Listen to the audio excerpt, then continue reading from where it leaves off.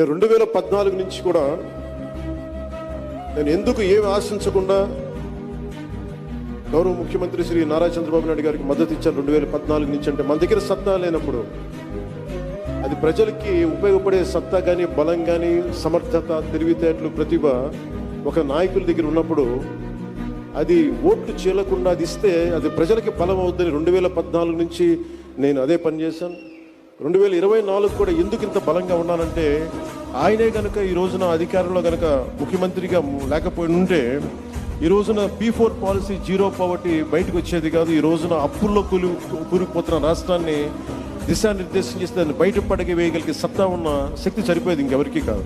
అందుకని మనస్ఫూర్తిగా కూటమికి, ఎన్డీఏ కూటమి నాయకులుగా, తెలుగుదేశం జాతీయ పార్టీ అధ్యక్షులుగా సమర్థవంతంగా కష్టాల్లో ఉన్న రాష్ట్రాన్ని మా అందరికీ మార్గదర్శకత్వం వహిస్తూ ముందుని నడిపిస్తున్న గౌరవనీయులు శ్రీ ముఖ్యమంత్రి శ్రీ నారా చంద్రబాబు నాయుడు గారికి ప్రత్యేకంగా ధన్యవాదాలు, కృతజ్ఞతలు, నమస్కారాలు తెలియజేసుకుంటున్నాను.